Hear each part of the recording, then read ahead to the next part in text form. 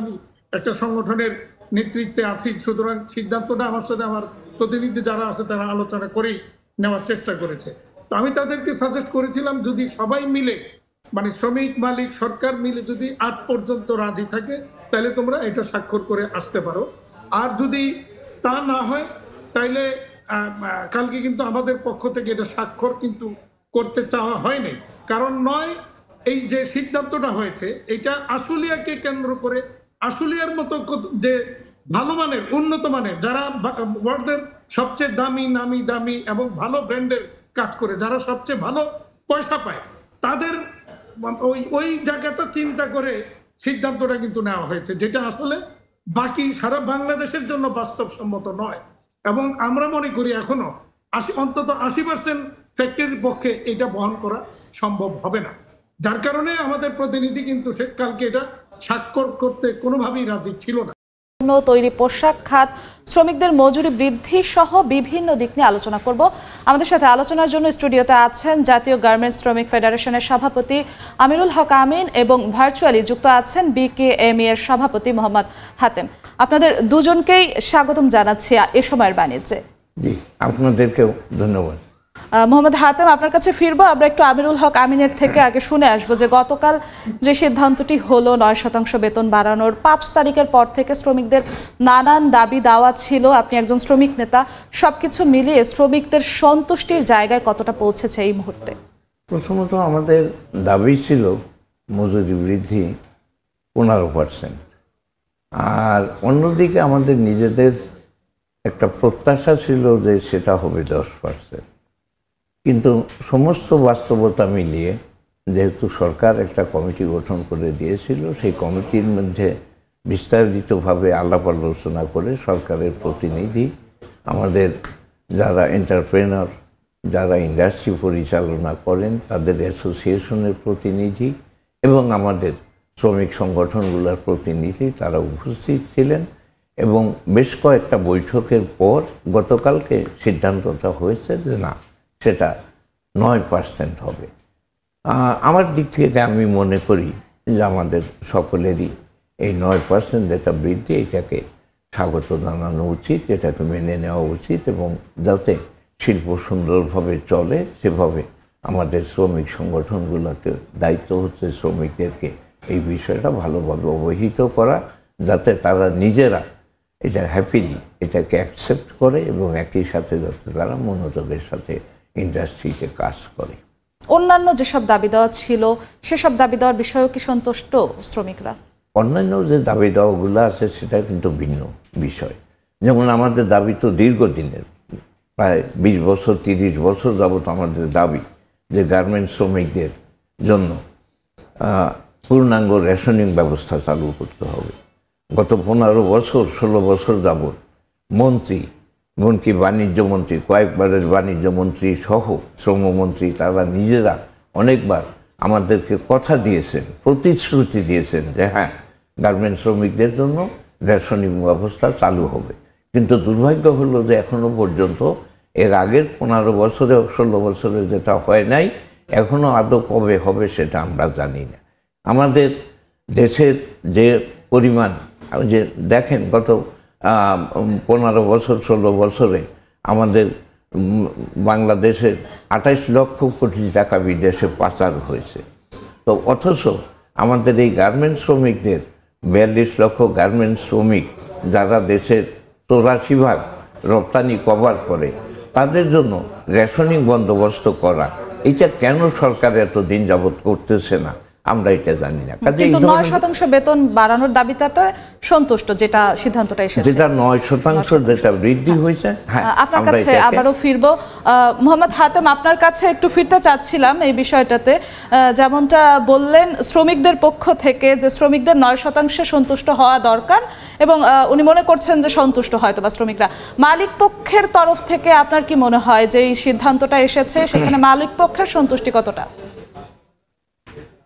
আমি ধন্যবাদ, প্রথমে আপনাদেরকে ধন্যবাদ জানাই, আমিন ভাইকেও ধন্যবাদ জানাই যে আমিন ভাইদের মতো যারা বাংলাদেশে দায়িত্বশীল ভূমিকা পালন করেন শ্রম আন্দোলনে বা শ্রমিকদের নিয়ে, ইন্ডাস্ট্রি নিয়ে, তাদের আজকেও আমরা দেখলাম যে আমিন ভাই এবং গতকালকে কমিটির মিটিংয়ে যারা ছিলেন তারা দায়িত্বশীল একটা ভাবেই সিদ্ধান্তটা নিয়েছেন, এবং আজকে আমিন ভাইও সেভাবেই কথা বলেছেন, দায়িত্বশীল কথা বলেছেন।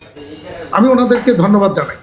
পাশাপাশি গতকালকে এই সিদ্ধান্তটা হওয়ার পরই যখন সিদ্ধান্তটা আমাদের গ্রুপে, মানে আমাদের সব মেম্বারদের একটা গ্রুপ আছে, তো ওই গ্রুপে যখন দেওয়া হলো অসংখ্য অসংখ্য মন্তব্য সেখানে আসছে, এবং আমি এই সবগুলি মন্তব্য আবার কম্পাইল করে সহসচিব শফিক ভাইকে আমি পাঠিয়েছি। তো সেখানে আমরা যদি প্রথমেই দেখি যে এই যে আন্দোলনটা আশুলিয়া কেন্দ্রিক মূলত, এবং সিদ্ধান্তটাও কিন্তু আশুলিয়াকে কেন্দ্র করে হয়েছে।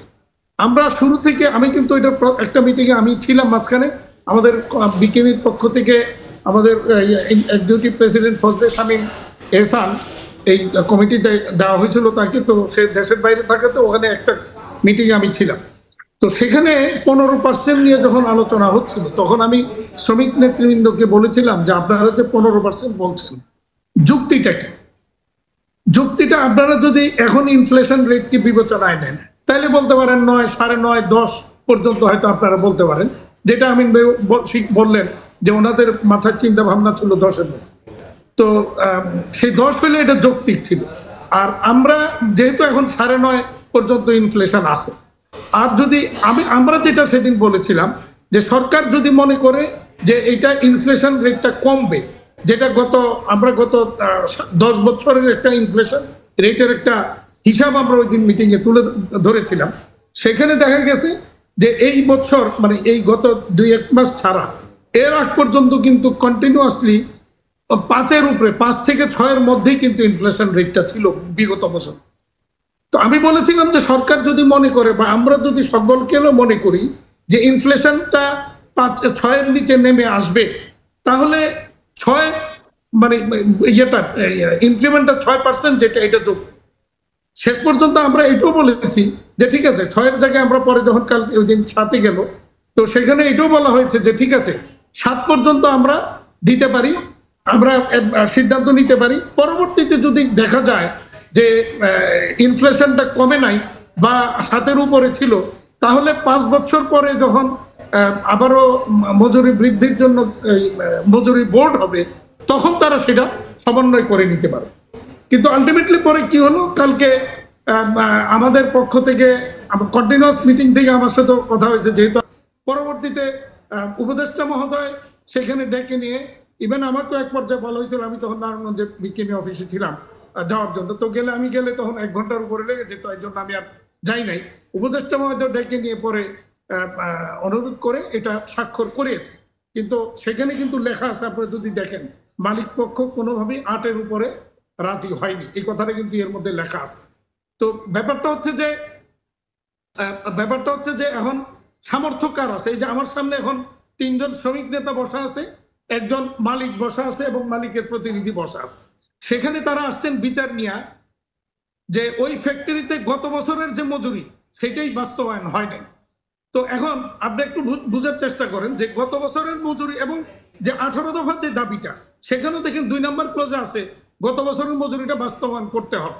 তার মানে গত বছরের মজুরি যেখানে আমাদের অনেক ফ্যাক্টরি বাস্তবায়ন করতে সক্ষম না, আমি একটু মোহাম্মদ হাতেম আপনাকে একটু যুক্ত করতে চাই যে আমরা একটু আগে আমাদের এক সহকর্মীর প্রতিবেদনেও দেখলাম, আপনিও নিশ্চয়ই জানেন যে যুক্তরাষ্ট্র বাংলাদেশের পোশাক রফতানিতে অনেকটা পিছিয়ে পড়ছে, সেখানে ভারত সুবিধা নিচ্ছে, ভিয়েতনাম এগিয়ে যাচ্ছে।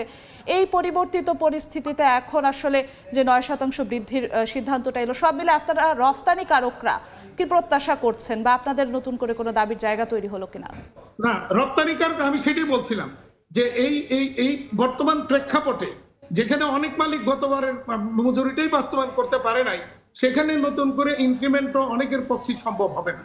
আর অন্তত আমি মনে করি যে 80% ফ্যাক্টরির এই সক্ষমতা নেই।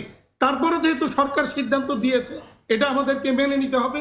এটা আমরা অন্তত সংগঠন থেকে আমাদের মেম্বারদেরকে বলবো, এটা মেনে নিতে হবে এবং এটা বাস্তবায়ন করতে হবে। এটাই হচ্ছে আমাদের আসলে অবস্থান, যদিও অনেকের পক্ষে সম্ভব হবে না। এবং একই সাথে আমরা যেটা মনে করি, যুক্তরাষ্ট্রের বাজারে যে রপ্তানি কমেছে, এই চিত্রটা কিন্তু সামনের দিনগুলিতে আরো পাবে, রপ্তানি কমবে। যদিও আমাদের রপ্তানি বাড়ার একটা অফুরন্ত সুযোগ কিন্তু আমাদের জন্য আসতেছে সামনে, কিন্তু সে আসলে সেই সুযোগটা আমরা কতটুকু নিতে পারবো সেটাই হচ্ছে মানে প্রশ্ন।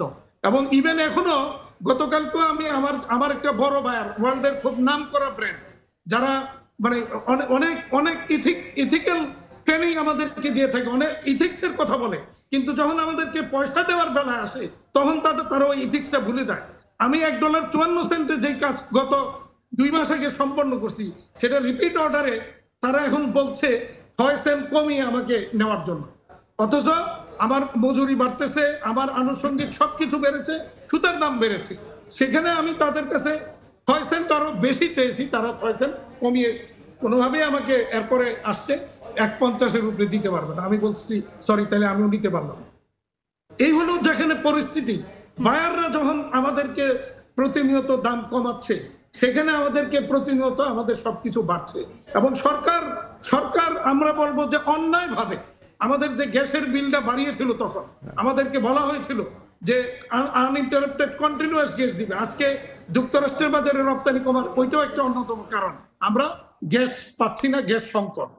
অথচ আমাদের কাছ থেকে অস্বাভাবিক হারে একটা মূল্য বৃদ্ধি তখন করিয়ে নেওয়া হয়েছে, যদিও আমরা সেটাতে রাজি ছিলাম না। তো এই যদি পরিস্থিতি হয়, আজকে আপনি দেখেন যে আমরা একটু এই বিষয়টা নিয়ে আমিরুল হক আমিনের কাছে যেতে চাই। যেমনটা বললেন যে 80% কারখানা মালিকদের সেই সক্ষমতা নেই। আমরা আপনার কাছে একটু, আমরা একদমই সময় স্বল্পতার মধ্যে পড়ে গেছি, যে আপনি একদম ছোট করে যদি শেষ করে দেন। হ্যাঁ, একটা কথা বলে শেষ করে দিই। আমিন ভাই রেশনিং এর কথা বলেছেন, এটা কিন্তু গত অন্তত 3-4 বছর যাবত কন্টিনিউয়াসলি আমরা বলে যাচ্ছি।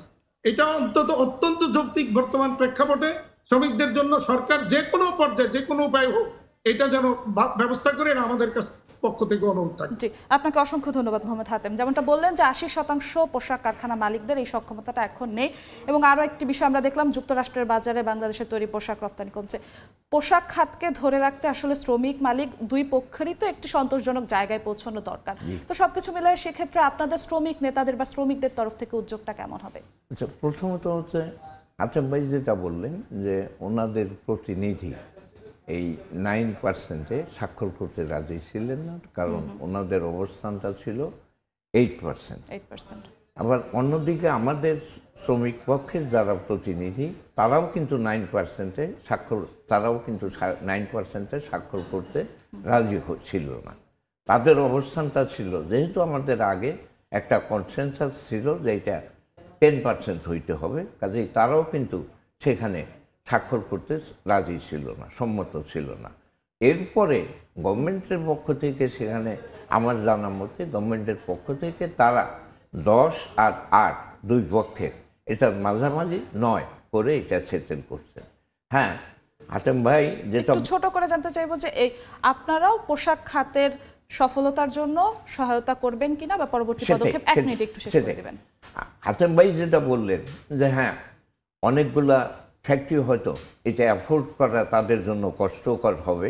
আমাদের দিক থেকে বিবেচনা করলে এটাও কিন্তু চিন্তা করতে হবে যারা কাপড়টা তৈরি করে তারা যদি ন্যূনতম পক্ষে একটা জীবনযাপন করার মতো যদি একটা উপযোগী মজুরি যদি না পায়, ন্যূনতম বেঁচে থাকার মতো, টিকে থাকার মতো, তাইলে কিন্তু উৎপাদনই হবে না। আর যদি সেই উৎপাদনটাই না হয় তাহলে আমার রপ্তানি কোথা থেকে হবে? আপনাকে অসংখ্য ধন্যবাদ আমিরুল হক আমিন আমাদের সঙ্গে যুক্ত হওয়ার জন্য। আমাদেরও সেই প্রত্যাশা থাকবে তৈরি পোশাক খাত শ্রমিক মালিকদের মিল সাজসেই আসলে এগিয়ে যাক। আপনাকে অসংখ্য ধন্যবাদ আমাদের সঙ্গে যুক্ত হওয়ার জন্য। আমাদের সঙ্গে তৈরি পোশাক খাতের নানা বিষয় নিয়ে আলোচনা করতে যুক্ত হয়েছিলেন একজন শ্রমিক নেতা এবং মালিক পক্ষ থেকে মোহাম্মদ হাতেম।